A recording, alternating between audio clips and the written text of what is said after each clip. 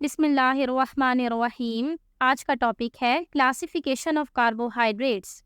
Carbohydrates are also called saccharides, derived from Greek word saccharon meaning sugar. Carbohydrates को saccharides भी कहा जाता है और ये जो लफ्ज़ है सैकराइड, ये ग्रीक वर्ड सैकरोन से निकला है। सैकरोन का मतलब होता है शुगर। कार्बोहाइड्रेट्स को 3 ग्रुप्स में डिवाइड किया गया है: मोनोसैकराइड्स, ओलिगोसैकराइड्स, पॉलीसैकराइड्स।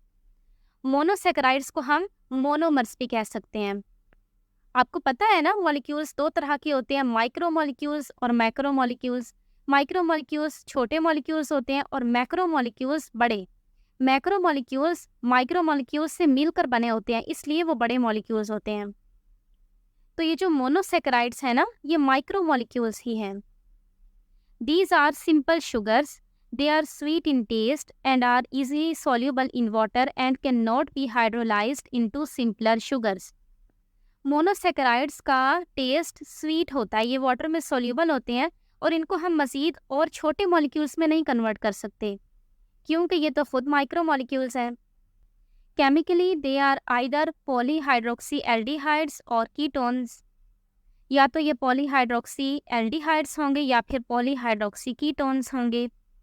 ये डेफिनेशन कार्बोहाइड्रेट्स का जो पिछला लेक्चर था उसके अंदर मैंने आपको डिटेल में समझाई थी। All carbon atoms in a monosaccharide except one have a hydroxyl group. The remaining carbon atom is either a part of aldehyde group और अ कीटो ग्रुप। मोनोसैकराइड के अंदर जितनी भी कार्बन्स होती हैं ना, हर कार्बन के साथ अपना OH अटैच होता है सिवाय एक कार्बन के। उस एक कार्बन के साथ क्यों अटैच नहीं होता OH ग्रुप? क्योंकि वो कार्बन एल्डिहाइड का या फिर कीटोन ग्रुप का हिस्सा होती है। जैसे कि इस पिक्चर में देखें, ये एल्डिहाइड फॉर्म है, ये कीटोन फॉर्म है। एल्डिहाइड फॉर्म में देखें CHO, ये फंक्शनल ग्रुप होता है, मैंने बताया था आपको। इस CHO में कार्बन के आगे जो H और O है, ये दोनों आपस में नहीं जुड़े हुए, बल्कि कार्बन ने अलग से हाइड्रोजन के साथ सिंगल बॉन्ड बनाया हुआ है और ऑक्सीजन के साथ डबल बॉन्ड बनाया हुआ है। इसलिए हम कहते हैं कि एल्डिहाइड ग्रुप के अंदर जो कार्बन मौजूद है उसके साथ OH अटैच नहीं होता, और ये जो बाकी नीचे 2 कार्बन्स हैं, इनके अंदर कार्बन ने OH के साथ बॉन्ड बनाया होता है। इस कीटोन फॉर्म में भी देख लें, CO जो कीटोन ग्रुप की कार्बन है उसके साथ सिर्फ ऑक्सीजन अटैच है, OH नहीं है। ऐसी शुगर जिसके अंदर एल्डिहाइड ग्रुप हो उसको हम कहते हैं एल्डो शुगर। जैसे ये एल्डो शुगर है और जिसके अंदर कीटोन ग्रुप होता है उसको कहते हैं कीटो शुगर। इस पिक्चर के अंदर ये जो 2 मॉलिक्यूल्स बने हुए हैं ना, आप देखें कि इन दोनों के अंदर 3-3 कार्बन एटम्स मौजूद हैं। इसका फॉर्मूला होता है C3। देखिए, अगर C3 है तो H और O कितने होंगे ये आपको खुद ही पता चल जाएगा। H के साथ 2 लगा होता है तो उसको डबल कर दें, 3 2 6, C3H6O3। O उतने ही होंगे जितने कार्बन हैं। देखिए, इन दोनों का फॉर्मूला सेम है, फ़र्क ये है कि एक एल्डिहाइड फॉर्म है और एक कीटो फॉर्म है। ये जो एल्डिहाइड फॉर्म है इसको कहते हैं ग्लाइसर एल्डिहाइड, और जो कीटो फॉर्म है इसको कहते हैं डाईहाइड्रोक्सी एसीटोन। आगे बढ़ने से पहले ये एक टेबल है, इसको देख लें। इस टेबल के अंदर मोनोसैकराइड्स के नाम लिखे गए हैं। सबसे पहले इस फर्स्ट लाइन को देखें। ऐसे मोनोसैकराइड्स जिसके अंदर 3 कार्बन एटम्स मौजूद हों, उन मोनोसैकराइड्स को कहते हैं ट्राइयोज, जो हमने अभी देखी भी थी 3 कार्बन एटम वाली, और इसकी एग्जांपल लिखी गई है ग्लाइसर एल्डिहाइड, और एक और एग्जांपल है डाईहाइड्रोक्सी एसीटोन, वही जो हमने अभी पिक्चर की फॉर्म में देखी भी थी।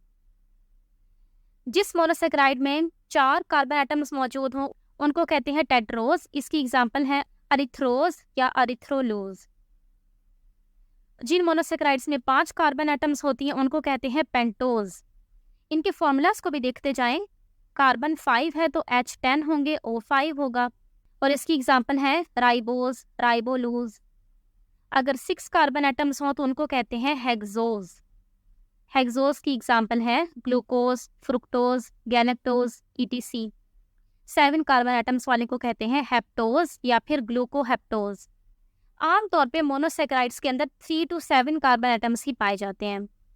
और हर क्लास का फॉर्मूला भी आप यहाँ से देख सकते हैं। मैं आपको इनका एक जनरल फॉर्मूला भी बता देती हूँ। CH2O और सबके बाहर लगा दें N। जैसे अगर ये N है 3 तो ये बन जाएगा C3H, उसको डबल कर दें H6O3। Two trioses mentioned above are intermediates in respiration and photosynthesis.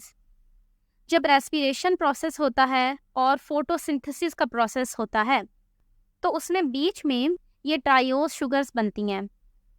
टेट्रोसिस ये नेचर में रेयर है, बहुत कम पाई जाती हैं, बैक्टीरिया में पाई जाती हैं। पेंटोसिस और हेक्सोसिस ये दोनों तो बहुत कॉमन है, बहुत ज़्यादा मिकदार में पाई जाती हैं लिविंग ऑर्गेनिजम्स में। From the biological point of view, the most important hexose is glucose. जो सारी हेक्सोज शुगर्स है यानी जिनके अंदर 6 कार्बन एटम्स होते हैं उनमें सबसे ज़्यादा कॉमन है glucose. It is an Aldo sugar. Glucose Aldo sugar है, इसके अंदर एल्डिहाइड ग्रुप मौजूद होता है।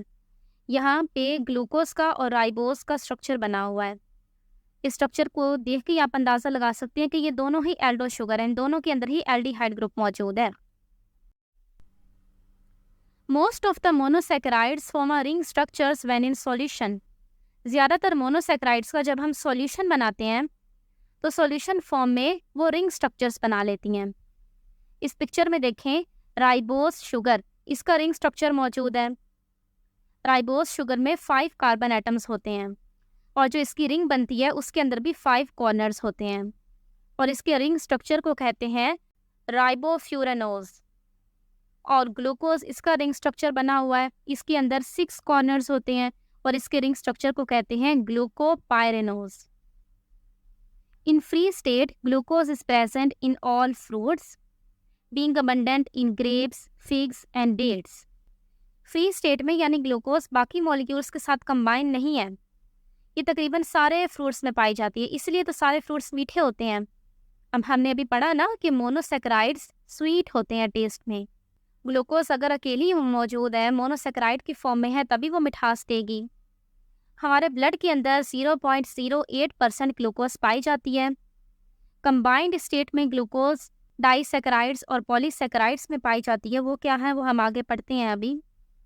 Starch, cellulose, glycogen yield glucose on complete hydrolysis.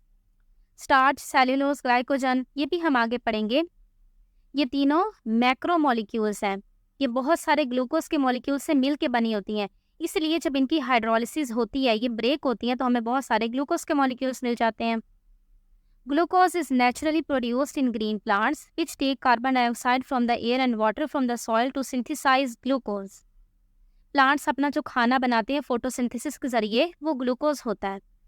इस इक्वेशन को देखें, प्लांट्स कार्बन डाइऑक्साइड इस्तेमाल करते हैं, उसके 6 मॉलिक्यूल्स और वाटर के 12 मॉलिक्यूल्स, और क्लोरोफिलिक पिगमेंट होता है, ये प्लांट्स के अंदर मौजूद होता है, और सूरज की रोशनी यानी लाइट एनर्जी प्लांट्स इस्तेमाल करते हैं और उससे अपना ग्लूकोज बना लेते हैं C6H12O6। साथ में ऑक्सीजन भी रिलीज होता है और साथ में वाटर भी रिलीज होता है। तो ग्लूकोज बनने के प्रोसेस में एनर्जी इस्तेमाल होती है और वो एनर्जी है लाइट एनर्जी। इसीलिए जब ग्लूकोज का मॉलिक्यूल ब्रेक होता है तो उससे एनर्जी मिलती है। It is noteworthy that for the synthesis of 10 gram of glucose, 717.6 kilocalorie of solar energy is used. 10 gram glucose बनाने के लिए 717.6 किलो कैलोरी सोलर एनर्जी इस्तेमाल होती है।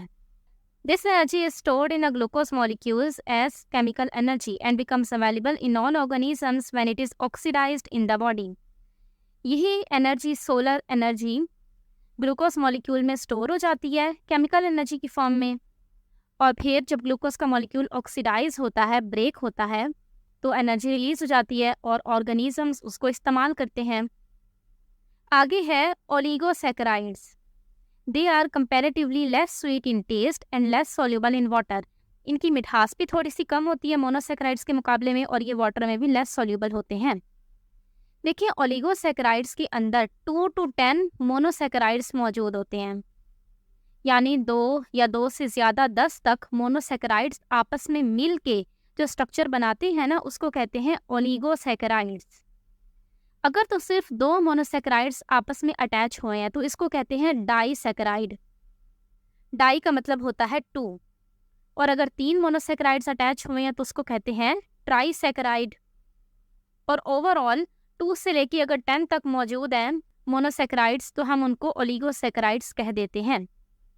अच्छा, मोनोसेकेराइड्स, एक मोनोसेकेराइड दूसरे मोनोसेकेराइड के साथ अटैच जो होती है तो उनके दरमियान जो बॉन्ड बनता है उसको कहते हैं ग्लाइकोसिडिक बॉन्ड। आगे हम जितने भी बायोमोलिक्यूल्स पढ़ेंगे ना, सबके अंदर अपना कोई ना कोई बॉन्ड होगा। तो कार्बोहाइड्रेट्स में मोनोमर्स के दरमियान बॉन्ड बनता है ग्लाइकोसिडिक बॉन्ड। कुछ डाइसेकेराइड्स के नाम देख लेते हैं। सक्रोज, माल्टोज, लैक्टोज, ये तीनों डाइसेकेराइड्स हैं। सक्रोज के अंदर ग्लूकोज और फ्रुक्टोज, ये दोनों मोनोसेकेराइड्स मौजूद होती हैं। माल्टोज के अंदर दोनों ही ग्लूकोज के मॉलिक्यूल्स होते हैं और लैक्टोज में एक ग्लूकोज का और एक गैलेक्टोज का मॉलिक्यूल होता है। सारे डाइसेकेराइड्स का फॉर्मूला होता है C12H22O11। ये जनरल फॉर्मूला है सारे डाइसेकेराइड्स के लिए। सक्रोज को कैन शुगर या टेबल शुगर भी कहते हैं और ये ज़्यादातर गन्ने में पाई जाती है।